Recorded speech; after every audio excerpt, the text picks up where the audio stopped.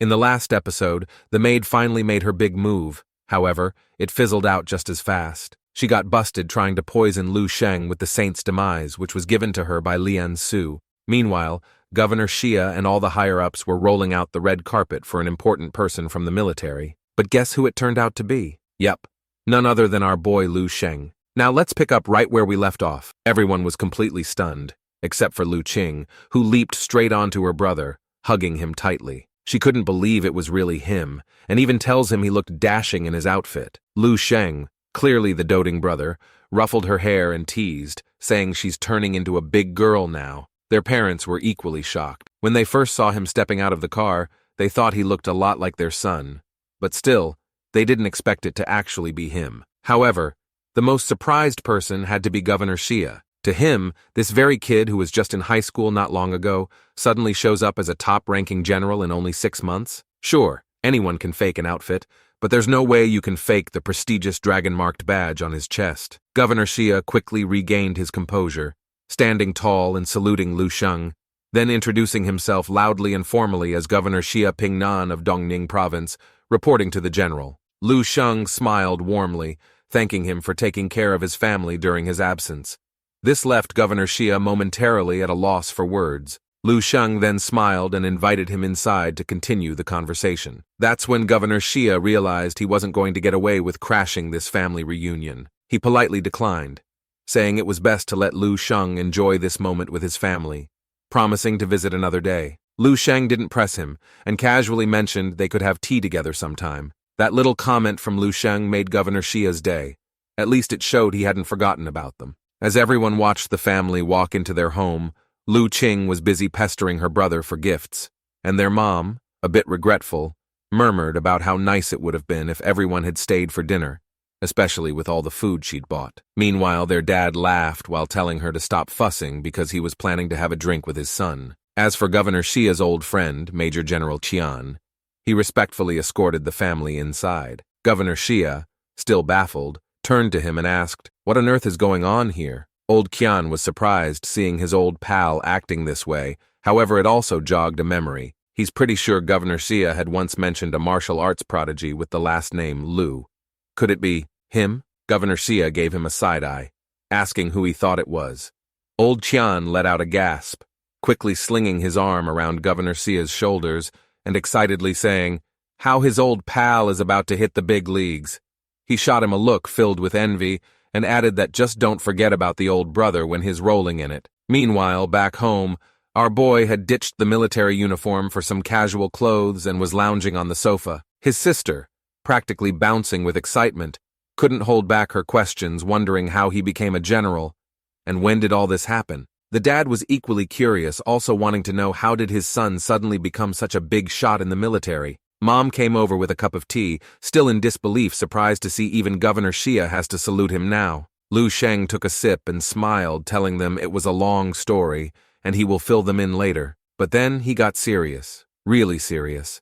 The kind of seriousness that made the whole room go quiet. He tells everyone that there's something more important he needs to talk to them about. This was the first time any of them had seen him like this, and naturally, they all sat up straight, suddenly on high alert. What could be more important than being a general? And then, to everyone's shock, Lu Sheng's face turned slightly red before he calmly announced that he was dating someone, and he's got a girlfriend. As you can expect, all three of them were practically screaming, both excited and surprised. Fast forward about 30 minutes later, Lu Sheng had finished his tea and told them the whole story, though he got interrupted a million times, mostly by Lu Qing asking a barrage of questions. But the most important thing was he wanted to bring them to the military base with him, and they'd also get to meet Snowy in person. Mom, already in planning mode, suggested they wait until next week's holiday so she could go shopping for gifts.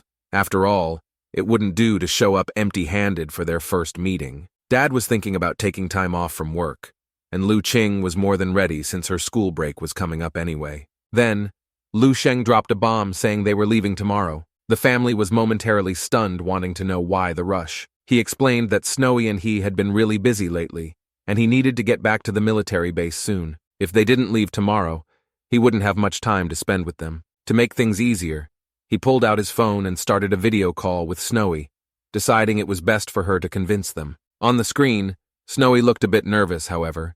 She greeted Lu Sheng's parents politely, explaining that although they would be in the military base, it had all the modern facilities, and they could arrive by tomorrow night without needing to bring anything along. Mom, clearly delighted, smiled brightly, and agreed to head over the next day. Lu Qing, staring at the screen, seemed puzzled.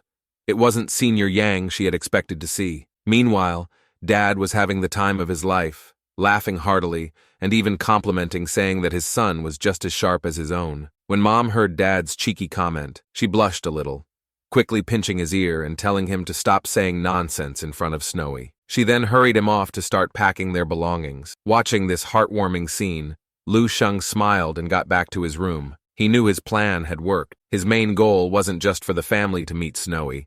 Rather, it was getting them to the military base quickly. As he sat down to think about his next steps, the looming threat of Lian Su and her schemes began to surface in his mind. The maid's plan had already failed, and by now, Lian Su had probably caught wind of everything. No doubt the follow-up moves from the Jidao Martial School were likely on the way too. His eyes fell on the small bottle of Saint's Demise in his hand. Lu Sheng knew that Lian Su wouldn't let this poison go easily since it was worth 5 billion. Even the wife of a martial saint would feel the sting of losing something that valuable. But what would she do next? Then it hit him. He had access to the dream realm. Why not just go check it out? Settling into meditation, he entered the dream realm and immediately began investigating both his and Lian Su's personal information. Soon, something caught his eye, an organization's name that even made him quite surprised. Dark Demon Society. It turned out that Lian Su's backup plan involved the Dark Demon Society, a mysterious organization with almost no known details. But in the Fireseed Resource Library, nothing stays hidden for long. From the Fireseed database, he learned that the Dark Demon Society was no ordinary organization. These guys were a full-blown international terror group, with a sprinkle of cult vibes thrown in. They were obsessed with genetic experiments on human bodies, using the DNA of beasts. The group even went so far as calling themselves demons, using names from the 72 demons of Solomon as code names for their strongest members. Even scarier, the society had some serious muscle. There were even martial artists at the martial saint level. The reason they'd managed to stick around for so long was largely because they had the backing of the Lion Nation. I wonder which country the story is referring to. Unfortunately, the records didn't specify which of these demons Lian Su had hired to kill him, but honestly, he wasn't too worried. According to the information he found, Lian Su ended up dead after this whole mess, which meant her plan was doomed to fail. As he fiddled with the bottle of poison in his hand, he knew the beef between him and Jidao Martial Saint needed to be settled soon. Meanwhile, over on the outskirts of White Lake City, the story was taking a darker turn. A man was hiking up a nearby mountain, chatting on the earpiece. He tells the person on the other end that he's here. He also explained that he had heard someone ranked in the top 10 is coming this time too, wanting to have some extra information about the target. The person, codenamed Jay, chuckled, saying he was wrong, and emphasized that it's not just one of the top 10 coming, there will be multiple of them. The man seemed a bit surprised, wondering if the target this time was a martial saint's son or something. Jay laughed again, saying not quite, however. This one's even more valuable than a martial saint's kid. Word is the military considers him a rising star, someone with the potential to become the next martial saint. He elaborated that the target this time is only 20 years old, but they estimate his combat power at over 30 stars, which is on par with one of their top 10 demons. The man's eyes widened in disbelief. 20 years old? 30 stars? That's crazy. Almost as strong as the 10th demon. Who the heck wants this guy dead? Since he believed a prodigy like that would be a treasure for any nation or organization. Jay let out a sigh, his tone growing a bit more serious. He tells the man that everyone knows how it is. No country, no organization is a united front. For some, he's a precious gem, but for others, he's a poison, and they want him eliminated before that poison spreads. He then stabbed a dagger into the kill order sitting in front of him. It was at this time that we finally learned that the blonde man's name was Jeros. Soon enough, the family had packed up everything they could carry, ready to hit the road. Lu Sheng had already arranged for a car to drive them to the airport, but just before getting into the car, Lu Qing turned to her brother one last time, asking if he was sure he not coming with them. He just smiled and waved her off, saying he still got tasks from the military to handle. However, he tells them to not worry, as everything's already set up for them at the base. Snowy got it all covered. He tells them to have fun for a few days, and that he will catch up with them soon. The patriot dad chuckled, as he believed the nation always comes first. And he totally understands, saying Lu Sheng always makes him proud, and he should handle his task first. As the car pulled away and began to disappear down the road, his phone buzzed. Seeing that it was General He, his expression turned serious. On the other end, General He informed him that a special task force consisting of General Stars and an aircraft squadron had been dispatched, ensuring his family would safely arrive at the base within 2 hours. Lu Sheng nodded and thanked him. The general brushed off the thanks but couldn't help bringing up the real issue. He'd heard from Lu Sheng about the Dark Demon Society's plans to target him, and the military was fully on board to support him. Every military base along the route was ready to assist, but the general was still uneasy. He offered to send some top generals or even come himself because the Dark Demon Society wasn't to be taken lightly. His tone darkened as he recalled the brutal events from 3 years ago. Back then, the Southern Military District had faced off against one of the guys named Bayman, the 9th demon of the Dark Demon Society's 72 pillars. It took 5 elite squads of A-ranked star generals, including 4 15-star generals, to corner Bayman. Even then, they still lost 3 men and had 7 wounded before Bayman managed to escape. One of the fallen had the potential to become a top general, and the other 2 were 5-star generals. It had been a huge blow to the military. The general then explained that every one of the top 10 demons has a top general level strength, and he worried that Lu Sheng, going up against them alone, would be too dangerous. But before General He could finish, he heard a light chuckle from Lu Sheng. It was as if Lu Sheng found the word dangerous amusing. He said with a smirk and told the general that he had got it all wrong. It's not he who should be worried about danger. Hearing this, the general was shocked, only to hear our boy continue telling him it's the people who plan to go up against him that should be worried about danger. He tells him that it's annoying when you've got rats hiding in the shadows. You never know when they'll jump out and take a bite. However, once they lose that element of surprise, then it's the rats who need to be scared. Lu Sheng's voice was calm, but there was an edge to it. At that moment, a cat beside Lu Sheng trotted happily back to its nest, a small mouse dangling from its mouth. It was a fitting reflection of what was about to unfold. Just like setting bait in a trap, all Lu Sheng had to do was lure them out. As he toyed with the bottle of poison in his hand, he casually asked General He if his plan sounded right. The next second, his gaze shifted toward a distant building. Through the gaps between towering skyscrapers, he could clearly spot a man holding binoculars, watching him from afar. Jaros was drenched in cold sweat, his legs giving out as he collapsed onto the floor. That look Lu Sheng gave, was he actually looking at him? But how could that be? There were at least 10 kilometers between them. He took a deep breath, his trembling hands fumbling to pick up the binoculars again. It must have just been a coincidence, right? He cautiously peered through the lens, focusing on Lu Sheng one more time.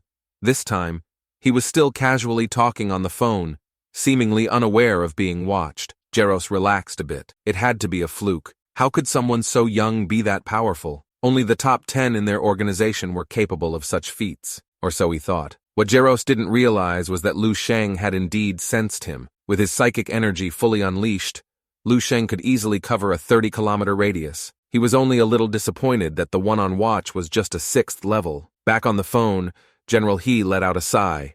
He could tell Lu Sheng was fully set on his plan, and there was no persuading him otherwise. He can only tell him to be careful. Lu Sheng thanked him again, ending the call. General He leaned back, rubbing his temples. He couldn't help but feel old. After so many years in the military, it was strange to admit that a 20-year-old now had more decisiveness and courage than himself. Remembering Lu Sheng's performance against all the general stars, he smiled slightly. Even if multiple of the so-called top 10 demons showed up, he had faith Lu Sheng could take them down, or at the very least, escape unharmed. He let out a smirk, recalling Lu Sheng's words. Perhaps he's right. It's the Dark Demon Society who should be worried. Meanwhile, Jaros was still reporting on Lu Sheng's movements, tracking him to the high-speed rail station. His superiors on the other end acknowledged the update, instructing him to continue tailing the target. Jaros reported that he appeared to be heading to the capital. Just as Jaros was about to continue updating, his vision blurred and he felt dizzy. The world spun, and in the next second, his head rolled off his body. Oof. Imagine having half a chapter of screen time, and then suddenly getting his head chopped off out of nowhere. Lu Sheng calmly informed the team in his earpiece that the threat in the building had been neutralized, so he instructed them to go and clean it up. The command center was briefly stunned, but quickly sent out a team. A few minutes later, several officers arrived at the scene, finding exactly what Lu Sheng had described: a headless corpse. Seeing it with their own eyes, they could hardly believe it. How could someone so young possess such terrifying strength? By then, Lu Sheng was already aboard the high-speed train, thinking to himself, with the journey to the capital taking roughly 2 days, it should give him plenty of time to lure out every last one of the rats. Just then, a short-haired female officer approached him, saluting. She was a colonel from the nearby provincial military district, assigned to assist him on this mission.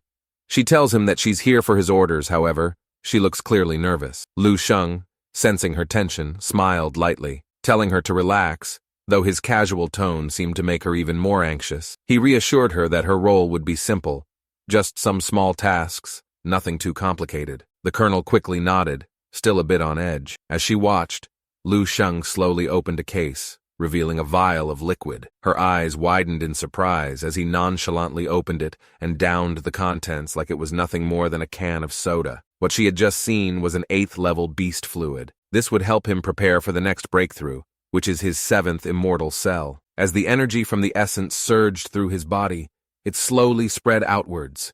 Even the girl could feel the intense power. Meanwhile, in a dimly lit room filled with computers and all kinds of electronic equipment, a man angrily cursed, "Damn it! Damn it!" as he threw his headset to the floor in frustration. Jaros's signal had gone dark. Most likely, he was dead. From the back of the room, a woman's calm voice cut through the tension, asking what about the target? What's his status? The man, still seething, replied, "Based on the last update Jaros managed to send, the target has boarded the high-speed train and left White Lake City. His journey will take about 50 hours. The woman nodded thoughtfully, a cold smirk curling on her lips. She thought to herself that 2 days should be more than enough time. She believed they would likely head back home very soon. They had just received word that the 4th demon was already on the move. Meanwhile, the man grinned wickedly. Since Lu Sheng and his nation dared make a move against them, he would pay a steep price for it. Man, I always wonder what goes through the minds of these typical villains. Like, do they not even bother with a little research?